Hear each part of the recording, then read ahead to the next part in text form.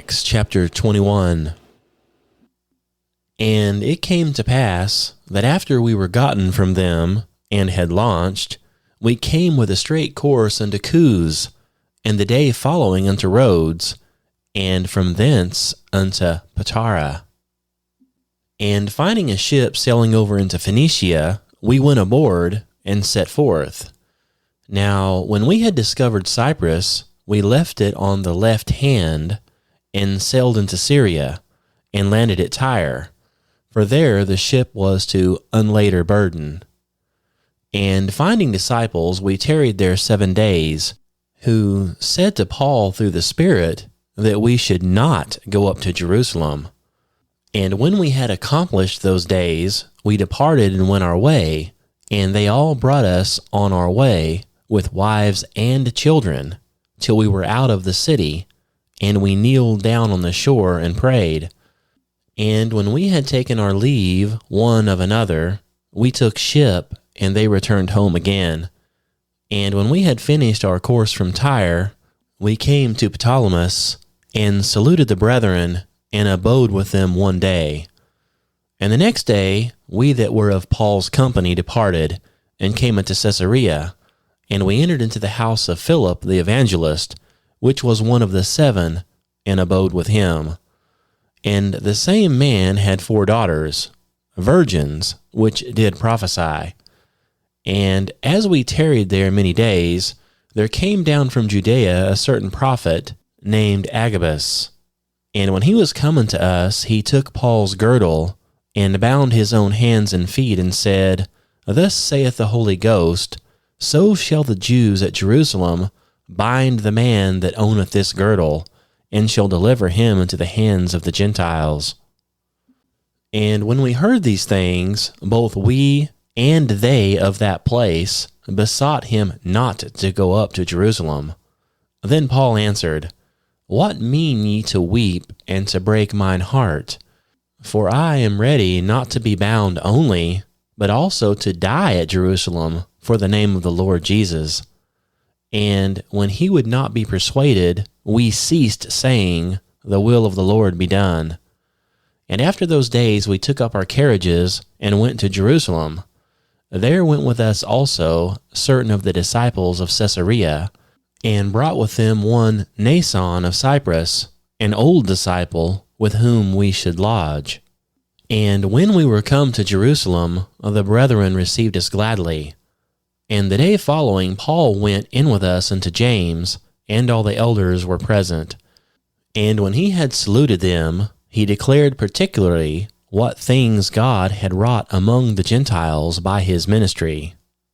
And when they heard it, they glorified the Lord, and said unto him, Thou seest, brother, how many thousands of Jews there are which believe, and they are all zealous of the law.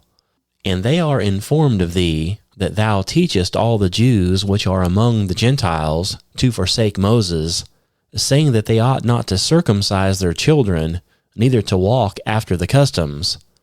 What is this therefore? The multitude must needs come together, for they will hear that thou art come. Do therefore this that we say to thee. We have 4 men which have a vow on them.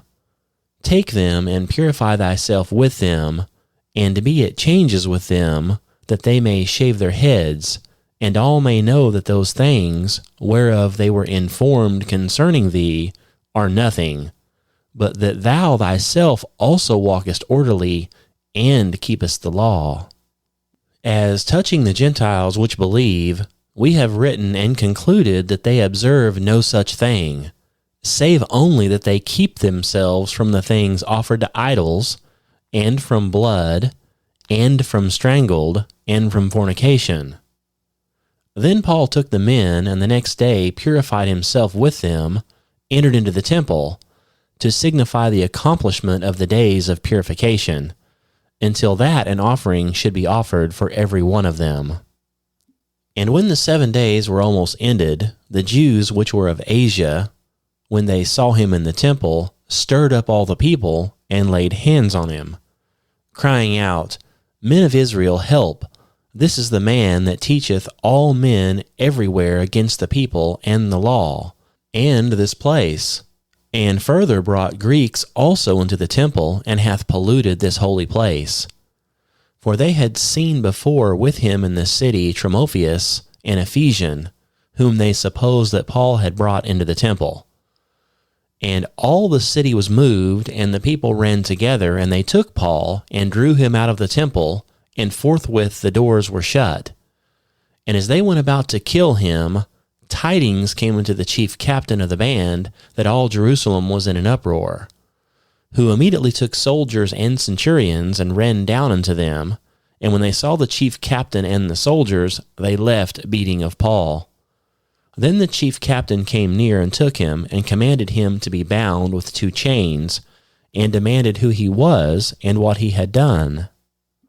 And some cried one thing, and some another, among the multitude. And when he could not know the certainty for the tumult, he commanded him to be carried into the castle. And when he came upon the stairs, so it was, that he was borne of the soldiers for the violence of the people. For the multitude of the people followed after, crying, Away with him! And as Paul was to be led into the castle, he said unto the chief captain, May I speak unto thee?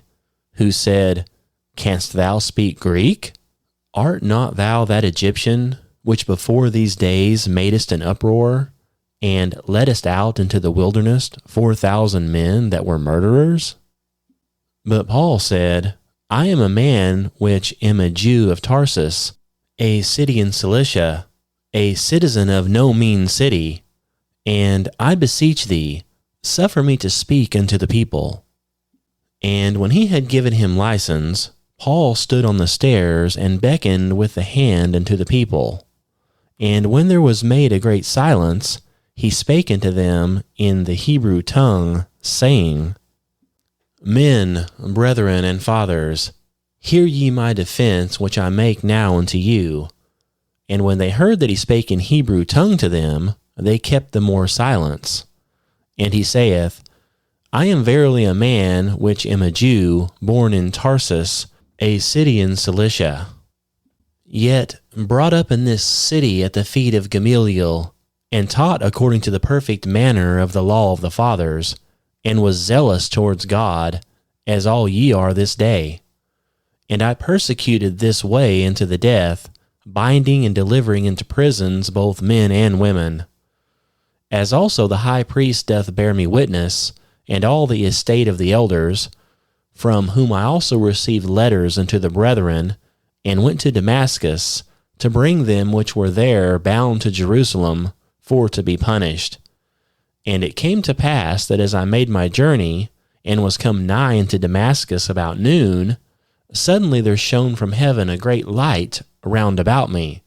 And I fell unto the ground, and heard a voice saying unto me, Saul, Saul, why persecutest thou me? And I answered, Who art thou, Lord? And he said unto me, I am Jesus of Nazareth, whom thou persecutest. And they that were with me saw indeed the light, and they were afraid, but they heard not the voice of him that spake to me. And I said, What shall I do, Lord? And the Lord said unto me, Arise and go into Damascus, and there it shall be told of all the things which are appointed for thee to do. And when I could not see for the glory of that light, being led by the hand of them that were with me, I came into Damascus. And one Ananias, a devout man according to the law, having a good report of all the Jews which dwelt there, came unto me and stood and said unto me, Brother Saul, receive thy sight.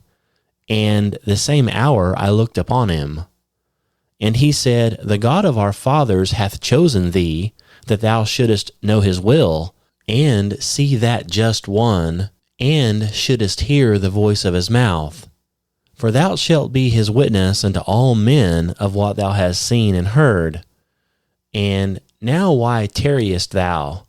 Arise and be baptized, and wash away thy sins, calling on the name of the Lord.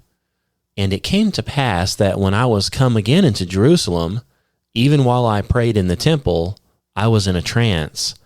And I saw him saying unto me, Make haste and get thee quickly out of Jerusalem, for they will not receive thy testimony concerning me. And I said, Lord, they know that I imprisoned and beat in every synagogue them that believed on thee. And when the blood of thy martyr Stephen was shed, I also was standing by, and consenting unto his death, and kept the raiment of them that slew him. And he said unto me, Depart, for I will send thee far hence unto the Gentiles. And they gave him audience unto his word, and then lifted up their voices, and said, Away with such a fellow from the earth, for it is not fit that he should live. And as they cried out, and cast off their clothes, and threw dust into the air, the chief captain commanded him to be brought into the castle, and bade that he should be examined by scourging, that he might know wherefore they cried so against him. And as they bound him with thongs, Paul said unto the centurion that stood by, Is it lawful for you to scourge a man that is a Roman, and uncondemned? When the centurion heard that, he went and told the chief captain, saying, Take heed what thou doest, for this man is a Roman. Then the chief captain came and said unto him, Tell me, art thou a Roman? And he said, Yea. And the chief captain answered, With a great sum obtained I this freedom. And Paul said, But I was freeborn. Then straightway they departed from him which should have examined him. And the chief captain also was afraid, after he knew that he was a Roman, and because he had bound him. On the morrow, because he would have known the certainty wherefore he was accused of the Jews, he loosed him from his bands, and commanded the chief priests and all their council to appear, and brought Paul down, and set him before them. And Paul, earnestly beholding the council, said, Men and brethren, I have lived in all good conscience before God until this day. And the high priest Ananias commanded them that stood by him to smite him on the mouth. Then said Paul unto them, God shall smite thee, thou whited wall. For sittest thou to judge me after the law, and commandest me to be smitten contrary to the law? And they that stood by said, Revilest thou God's high priest? Then said Paul, I wist not, brethren, that he was the high priest. For it is written, Thou shalt not speak evil of the ruler of thy people. But when Paul perceived that the one part were Sadducees, and the other Pharisees, he cried out in the council, Men and brethren, I am a Pharisee, the son of a Pharisee. Of the hope and resurrection of the dead I am called in question. And when he had so said, there arose a dissension between the Pharisees and the Sadducees, and the multitude was divided. For the Sadducees say there is no resurrection, neither angel nor spirit, but the Pharisees confess both. And there arose a great cry, and the scribes that were of the Pharisees arose and strove, saying, We find no evil in this man, but if a spirit or an angel hath spoken to him, let us not fight against God. And when there arose a great dissension, the chief captain, fearing lest Paul should have been pulled in pieces of them, commanded the soldiers to go down and to take him by force from among them, and to bring him into the castle. And the night following the Lord stood by him and said, Be of good cheer, Paul, for as thou hast testified of me in Jerusalem, so must thou bear witness also at Rome. And when it was day, certain of the Jews banded together, and bound themselves under a curse, saying that they would neither eat nor drink till they had killed Paul. And they were more than 40 which had made this conspiracy. And they came to the chief priests and elders, and said, We have bound ourselves under a great curse, that we will eat nothing until we have slain Paul. Now therefore ye with the council signify to the chief captain, that he bring him down unto you tomorrow, as though ye would inquire something more perfectly concerning him. And we, or ever he come near, are ready to kill him. And when Paul's sister's son heard of their lying in wait, he went and entered into the castle and told Paul. Then Paul called one of the centurions unto him and said, Bring this young man unto the chief captain, for he hath a certain thing to tell him.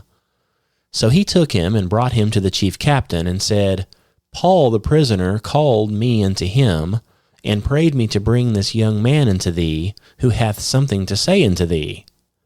Then the chief captain took him by the hand, and went with him aside privately, and asked him, What is that thou hast to tell me? And he said, The Jews have agreed to desire thee that thou wouldest bring down Paul tomorrow into the council, as though they would inquire somewhat of him more perfectly. But do not thou yield unto them, for there lie in wait for him of them more than 40 men, which have bound themselves with an oath that they will neither eat nor drink till they have killed him. And now are they ready, looking for a promise from thee. So the chief captain then let the young man depart, and charged him, See thou tell no man that thou hast showed these things to me. And he called unto him 2 centurions, saying, Make ready 200 soldiers to go to Caesarea, and horsemen 70, and spearmen 200, at the 3rd hour of the night. And provide them beasts, that they may set Paul on, and bring him safe unto Felix the governor. And he wrote a letter after this matter. Claudius Lysias, unto the most excellent governor Felix, sendeth greeting.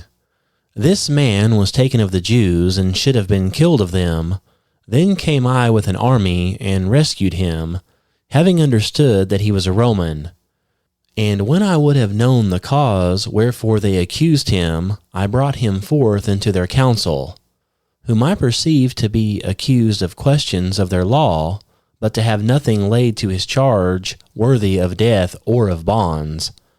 And when it was told me how the Jews laid wait for the man, I sent straightway to thee, and gave commandment to his accusers also to say before thee what they had against him.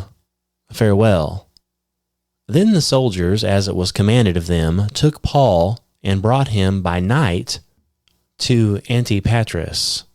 On the morrow they left the horsemen to go with them, and returned to the castle, who, when they came to Caesarea, and delivered the epistle to the governor, presented Paul also before him.